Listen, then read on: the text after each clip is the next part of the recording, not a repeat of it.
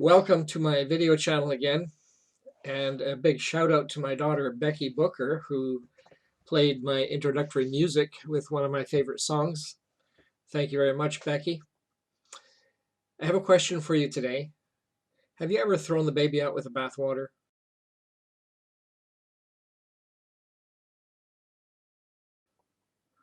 I wonder if that's ever literally happened.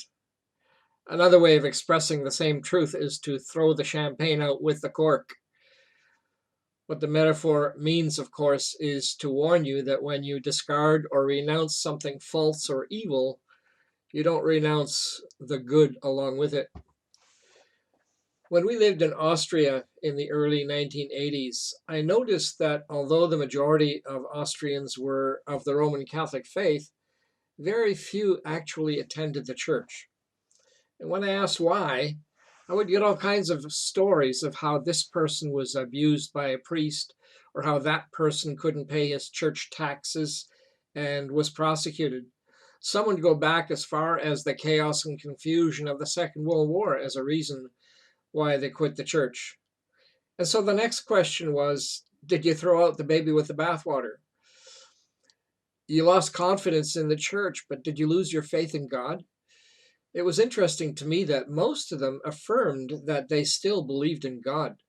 And that was the starting point for a lot of interesting conversations. No matter what church you are familiar with, you'd have to be blind not to see that the North American church is being severely challenged and damaged. Leaders of significant movements have fallen into immorality. Some have even left the faith. Large segments of the church have been affected by abuse scandals.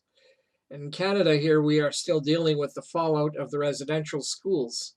It's no wonder that so many churches are sparsely attended, or maybe even empty.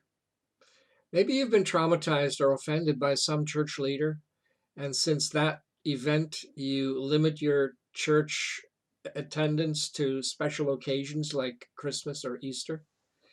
My concern is the Christian church and her credibility. This past week, as that mob stormed the Capitol building in Washington, I saw a Jesus banner in the middle of it. And I really winced when I saw that. I thought to myself that the church is going to take another hit over this one. It's always been the case that the ones who speak the loudest are generally the ones that the world perceives as those who speak for Christianity. But there are so many really solid Christians out there.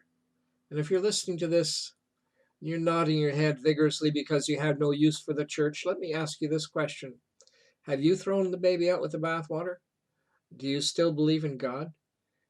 If he exists, you can't ignore him.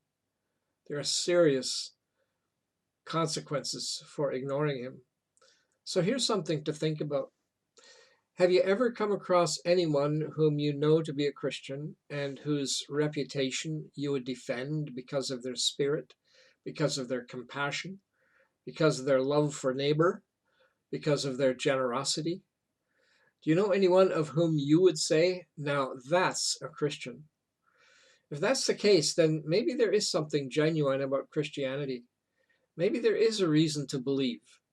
Just because there are charlatans out there doesn't mean that the genuine doesn't exist. The genuine ones will not jump up and down and shout hallelujah in front of cameras. There are Christians in China who have counted the cost and are in prison for their faith. In India, where there are anti-conversion laws, Christians continue to quietly share their faith with others, knowing the price they will pay if word gets out. In Cuba, I personally know of believers who have lost their high-ranking jobs because they were baptized in order to follow Christ. In Cuba, you have to renounce your Communist Party membership if you become a Christian. Genuine Christians will not have pictures taken of them holding a huge check so that everyone can see how generous they are. The genuine Christians may be at home, loving and caring for their neighbors. They may be washing someone's feet, but not for the cameras, nor for the love of money. The genuines may be in a third world country helping people who have little hope, to establish their own businesses in order to get on their feet and off the poverty scale. The genuine Christians may sacrifice a lucrative career here at home in order to fight Ebola in an unknown corner of the world. The genuine Christians are quietly making sacrifices that you will never know about. The genuine Christians will not force you to listen to them, but will wait for the right time to share their way of thinking and their life with you. And it's because of those genuine ones that truly do exist. I love the church. When I was a young kid, I was troubled by all of the denominations that I saw, the different brands of Christianity. So many different denominations, I said to my dad. I asked him about it, and he handled it very wisely. He pointed to an apartment building being erected, still under major construction, and he said to me, Werner, what do you see?